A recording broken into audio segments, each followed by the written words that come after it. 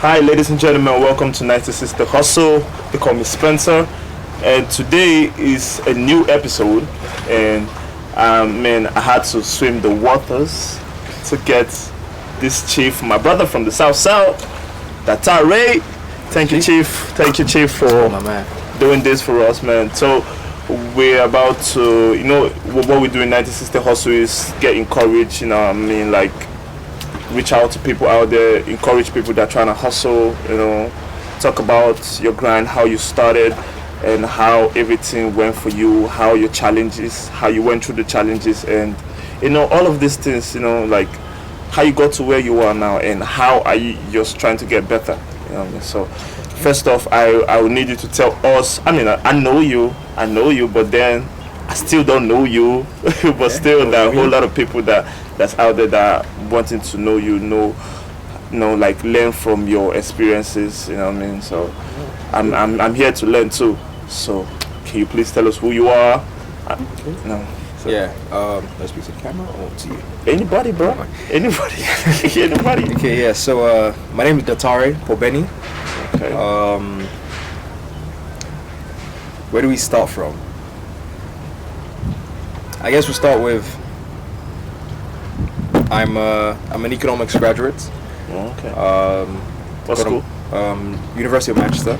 Oh, that's nice. I've got a master's in investment banking from the London School of Business and Finance. Investment banking. Yeah, It's tight. it's a weird one because doing the masters made me realize I definitely do not want to be an investment banker. Yeah.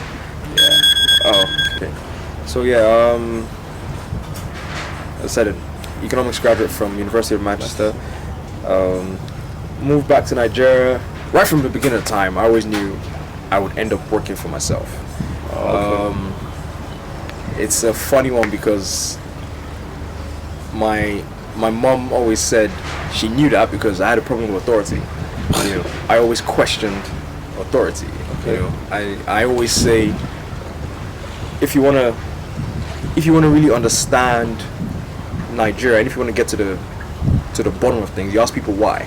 Because a lot of people do things in Nigeria and they don't know why. So once you ask them why, you then get to see that they don't know. No, why? So I'll give you an example. Whenever you go to a bank, Okay. they tell you to park and you face the bank. Now, if you try to park facing the other way, the security guard is going to tell you not to.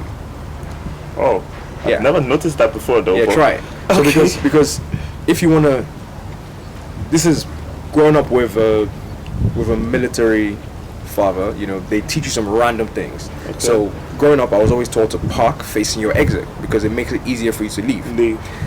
Now, moving back to Nigeria, I never forget. I went to Zenith Bank off Kingsway, Okay. and my first time, so parked and I faced the exit, and the dude walks up to me and he goes, "Sorry, you're not allowed to do this."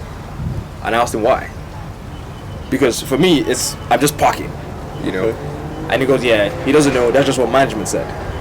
That you're not allowed to park You're not allowed to the park exit. facing where you're gonna leave." And so it got to me that he didn't know why he was doing what he was doing. So it's impossible for you to be fulfilled in your job if you don't know why you're doing what you're doing. So I asked one or two questions, and it kind of makes sense. You shouldn't park that way because if you are coming to rob the bank, it makes it easier for you to leave. Oh. That's the reason why. Oh. The establishment has not even bothered to communicate that to the person who is in charge of their security. So, so it's little things like that which, That makes sense. That makes sense. yeah, which kind of got to the makeup of how I knew I would always end up working for myself. So right now, what do you do? So right now, primarily, I'm director of operations for our company called Unidelsa. We do waste management. We work with Lagos State government. So we are a PSP under Loma. What happens is Loma allocates certain areas to people, Okay. and they tell you, the PSP, to manage the waste in that area, which is evacuation and disposal at the moment. Okay.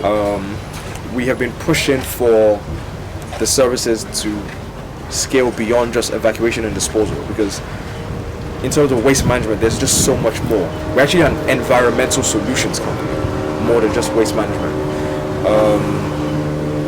But as with all things in Nigeria, we're not there yet. We are working. How did that start for you? How did that start? How did you decide that is where That's what I was gonna do. That's what you're gonna do. You'd find that with most businesses, what happens is people see an opportunity and they take it. Okay. So what happened initially, Loma was having problems handling the waste management along the Lekki Aja axis. Okay. So you have public spaces, right? Okay. The public spaces are spaces which are used by the general public. Okay. So for example, Ozumba is regarded as a public space because you can't actually ask any particular entity or person to manage that. It's up to the government because everybody uses it, the public uses it. Okay. So Loma was responsible for managing waste management along that entire axis. Okay. They were struggling to do it because their existing PSPs were not in a position to handle it efficiently because how Loma had priced it made it not a viable business for most of the PSPs because you see. What do you mean by PSP? Sorry. Because I don't know. Yes, so PSP. I'm just hearing PSP. I don't know. PSP stands for private sector partner. So we are from the private sector. So we partner with Loma, which is a public body, a government body. So we partner with them. Okay. So all the companies that you see who are doing waste management are PSPs. Yes. So like Loma itself don't really go to like do the environmental thing. It's like no. the So PSPs. they're a management body. They just oversee and yes, and regulates. Regulates. Okay. So you see, it was difficult for companies to do it because you're talking about I think it's an 18-kilometer stretch. Okay. And it's an 18-kilometer stretch, and then I think they were paying like 20,000 naira or something, which would barely cover the cost of your diesel. So yeah, it was impossible for companies to do it because where their trucks are located, where they are dumping, and where they're working, the distance was just a lot. So we got approached. So one of my partners, Lawrence, he had some dealings with Loma in the past and just came across someone within the body who mentioned the problems that we're having. And we thought about it. Well, he thought about it immediately and then called me and said, look, we have access to a potential truck park which would make the operations a lot easier because so what we do is we're currently at Bix. This is in Lekki phase 1, and we have space. We've been allocated space here for a truck park. So seeing as we can park here, cast off to the roundabout, work all the way down to Aja, and then dump in Ekpe, the distance covered was a lot less, so our cost of diesel reduced. And then we were also able to work at night, whereby there's less traffic. So we burn less diesel and we can work quicker. So as a result, we were able to do this, and Loma was quite impressed with the work we did. I mean, first of all, when you see our trucks and you see the other trucks, you see that there's a clear difference. They were happy with what we did, and we kept working with them. It was tough. We had what were the challenges starting up? The first challenge is that because I mean, like there are people that I don't know, like it'd be really difficult for them to want to buy. Did you guys buy the trucks? Oh yeah, we bought. So the challenges are numerous. I mean, start with financial challenges. You're not going to walk into a bank and get a loan. The banks are not going to give you a loan. So this is not that the banks are not going to give you a loan for this business. Nigerian banks just don't support SMEs. Period. They just don't. They say they do, but anyone who's doing business will tell you that that's nonsense. They just talk. They have all these conferences. They send out all these emails, but then try and get a loan. Just try. First of all, our interest rate is ridiculous anyway, because the interest rate they are giving you, they are pretty much telling you they don't want you to succeed, or they don't want to give you the money. So, but anyway, that's a problem for another day. So yeah, I mean, we raised the money ourselves, bought our trucks, and started doing business. Issues, problems. You have a big problem when I'm working every day, multiple trips. The trucks are working. The government body has said they pay every 2 weeks. Then you don't get paid for 4 months. They still expect you to run. They expect you to do even more trips than you signed up for. Oh wow. So these are the challenges. Oh wow. It's I don't think wow. a lot of, well, definitely Nigerian governments don't understand, Nigerian government bodies don't understand the importance of cash flow for businesses. That's for sure. I mean, if you're going to get people, private bodies to do this, then you should as well pay them.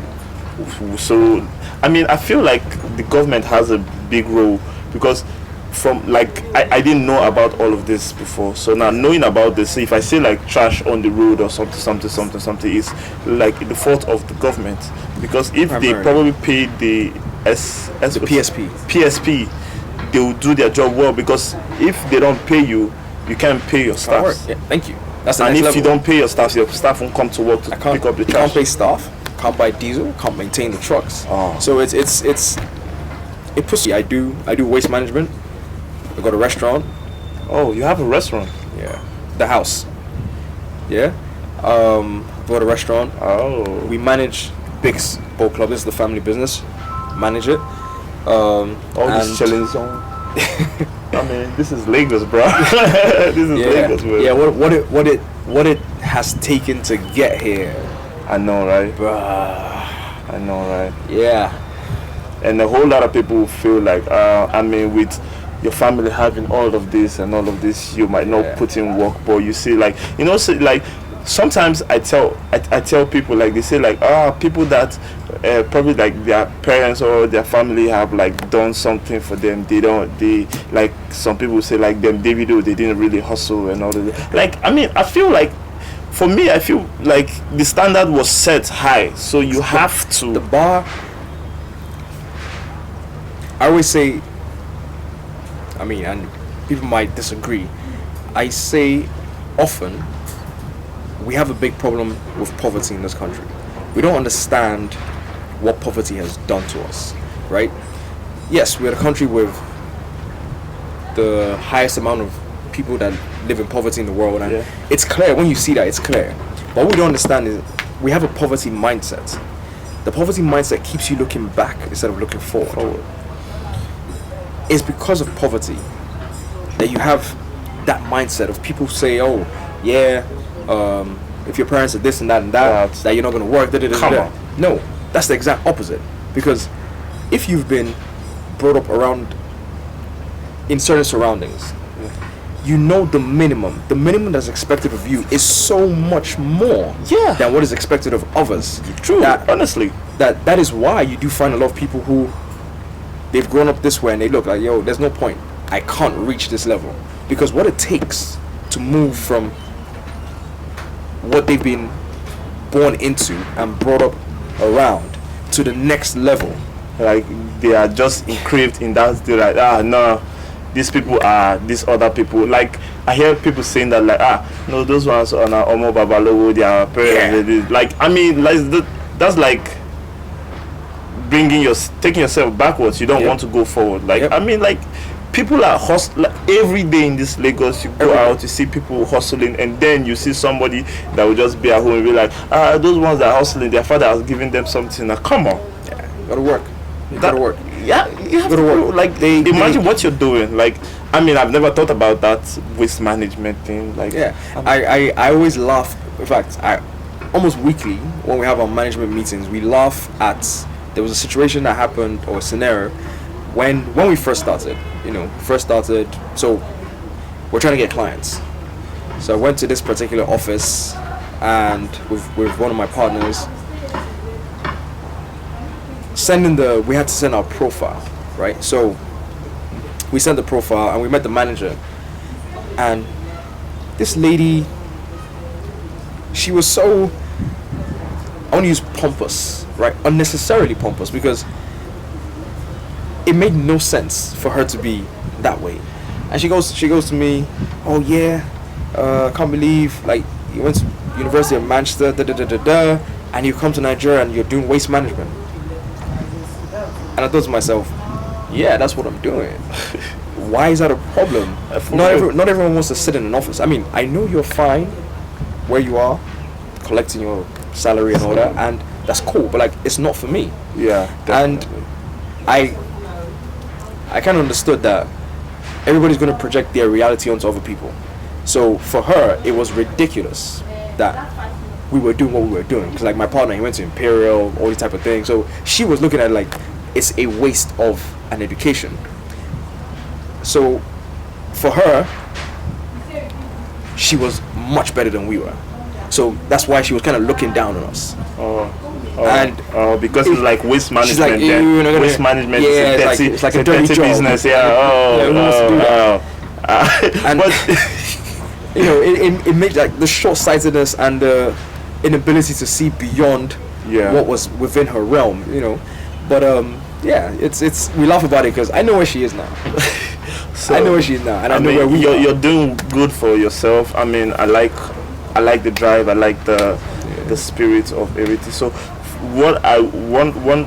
Okay, so Mr. Datare, like you for me, I think like you're a business expert for me though. So I need so that's I want to know, and I'm sure like a whole lot of people want to know how to start up a business, see it through, make it grow, manage it, and like people say, consistency is the key. So how do I set up a business? First off, how do I see a potential business that is good, something that be good, that is potential, and all of that.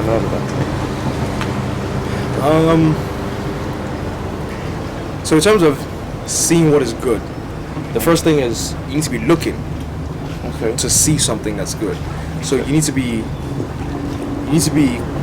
alert and aware of the fact that you want to set up a business. So when you are actively looking for an opportunity, that's the only time you will find it. You can stumble you can stumble on an opportunity, but that's rare. Most of the time, it's one of those things where they say luck is like 90% preparation and 10% chance. Like you need to actually be in a position to find the opportunity. Like being in the right place in the right time. Right place at the right time. Yeah. So when they say be in the right place at the right time, you need to actually get to the right place. So when they say, oh, that guy was just in the right place at the right time, we're talking about someone who was in a conference and he bumped into somebody. He has to actually get to the conference. So there's a lot of deliberate effort that goes into it. Now, identifying if it's viable is another thing. You need to actually put in work, put in effort, and do your due diligence. Run your numbers. Run your numbers. That is key. Run your numbers with your various your various assumptions or whatever, and it's Nigeria.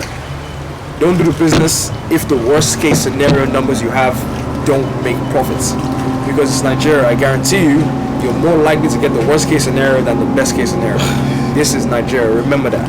Remember that everything in Nigeria is trying to make you fail, including the government, including your family. Everybody, they're all just like a sucky bus, just sucking you dry. So the worst case scenario is what you use. What else would I say? Managing it. Now that's where it's all about you. I can tell you, do this or do that. The first thing is, most of what you'll be told or taught about managing a business, you must remember these are theories and beliefs which are largely based on the European experience. It's not the same thing here. It's not. Nigeria's a different ballgame. You need to listen and learn from those who have done it here locally. You need local solutions for local problems. As much as you want to scale and be international and whatever, it is impossible to scale on nothing. If you don't understand that your market is local first, your problems are local, and your solutions are local, whatever you're trying to build will cease to exist, so you will not be able to scale because you have absolutely nothing left. Because some people are using like international solutions to deal with local problems. I had at some point last year, there was this dude that walked into the house, German guy. He walks in, I really like the place, that he's a business manager, and he wants to bring his team here, and he wants to show us how to run it efficiently. I almost kicked him out because I was insulted. I said, you walk in here, your first time here, first time in Africa, and you want to come and tell me how to run a business in Africa. You've never even, this dude has not even gone to CAC in Nigeria, and he already feels that he knows better than me. I was so irritated because this notion of everything outside Africa is better needs to end. It needs to end. True. If everything outside Africa was so much better, then why do we have so many people from outside Africa in Africa? We need to recognize our value. I like that. Come again with that. Come again with that. I said, if everything outside Africa is so much better, then why are there so many people from outside Africa in Africa? Wisdom. That's your wisdom, bro. It's life. It's life. It's managing a business in Nigeria is not easy. Anyone that tells you that is either not managing the business properly or lying to you. That's the truth. I don't think managing a business anywhere is easy, but Africa has its own. Africa is a different ballgame. Nigeria. Yeah, Nigeria's special. Nigeria, you need plan A, B, C, D, E, because I guarantee you, plan A, B, C, D, E will still fail at some point. Wow. In Nigeria, you have NEPA, you have your primary generator, your secondary generator, your inverter, and there will still be some days you have no power. Because there's no lights. Your primary generator is bad. Your secondary generator is faulty because they gave you bad diesel. Your inverter has been running for so long because you're trying to fix generator A and B. Yeah. It's going to go off. So you're going to be left with no power at some point. So what do? You then plan to have another generator. You then have to come up with so many different solutions. But yeah, so managing a business in Nigeria is just not easy. That's just the truth. And you can do two things. You can complain about, actually it's more than two things. You can complain about it. You can not set up a business, or you can set up a business and work around the problems, come up with solutions. Those are your only options. Anything else, you're just wasting your time and whoever you're complaining to. Complaining is not going to do anything. It's not. So it's not. What's the advice you give to people, young entrepreneurs trying to start up a business? What are the advice that you give to them trying to start up a business? Because all of these things, that's the reality. Some persons will not come and tell you what they're facing in their business. They feel like, some people feel like you just see some people, what do you do for a living? I'm an entrepreneur. What do you do for a living? I'm an entrepreneur. What do you do? Come on, but being an entrepreneur, I feel like it's way harder than a 9 to 5. A 9 to 5, you just wake up in the morning, you go to work and So you see, what I try to focus on is successful, right? You can be an entrepreneur and be failing. You can have a 9 to 5 and be failing. However, what the trend between those who are successful in 9 to 5 and those who are successful entrepreneurs, one thing I have found personally is the discipline. Discipline is key, because it's only with discipline that you'll be able to do what is required. It's not easy to do a 9 to 5 and grow. It's not easy. Do you know what it takes to wake up every morning, go to work, produce results that are judged by someone else's standards, be elevated within the industry, so not necessarily within the company, because you can move to another firm within the industry or move to another industry entirely, but keep growing. growth is hard. In order to do this, the discipline required is not easy. It's the same thing as an entrepreneur. One thing I don't like about Nigeria is how we seem to be looking down on 9 to 5. It's like, oh yeah, he has 9 to 5. He's not an entrepreneur. Nah. It's not easy to do a 9 to 5. I've done it. It's not. The discipline required is kind of different, but you still need discipline. What's this dude's name? Was it Rex Tillerson? Who his pay package? Because they talk about how you can never. Well, all these fake motivational guys. Every minute you spend not following your dream, somebody else will hire you to build it. Some nonsense, bro. Some people's dreams are not going to give them revenue up to 10 million naira a year. Yeah, true. Guys are working and earning 10 million naira a month, a day. You know, so let's be real. Let's be real about this. Entrepreneurship is not for everyone. It isn't. That's just a fact. True. You need to look at yourself internally. It's only when you look at yourself internally and you have to tell yourself the truth. Am I an entrepreneur? Do I have what it takes? True. Because you might think you have what it takes, but when you look at it right down to the nitty gritty, you will see that it's not for everyone. You also have to ask yourself, in terms of a 9 to 5, what do I want from this 9 to 5? What do I want from my life? Do I want to be mediocre, or do I want to be great? When you decide this, then you will know what you want to do, because the drive required to do or to run a business successfully is the same drive required to rise within the ranks of a job. 9 to 5, I think we need to stop calling it 9 to 5. It's a job. Okay. When I was Zahara, our hours were 7:30 to 5:30. Okay. Those were the hours. We never worked 7:30 to 5:30. 24/7. Whoa. The number of times that I had to leave church, Pastor Tony would be preaching. I would leave church. My church is Freedom Way here. I would leave church, come here to Bix, jump on a jet ski or boat, and go to my vessel in Apapa, because that's what work demanded of me. So there's no situation that is rosy, unless you're like an heir and you just sit down, you inherit whatever and you can chill. It's fine, but yes. Everybody else has to work. There is work required. Anyways, you see, first off, one of the things that I just picked up today is, first you have to search deep inside of you, who are you? Who are you? Are you really an entrepreneur, or you should have a proper job? Because now I have to sit down and ask myself questions. Ask myself proper questions.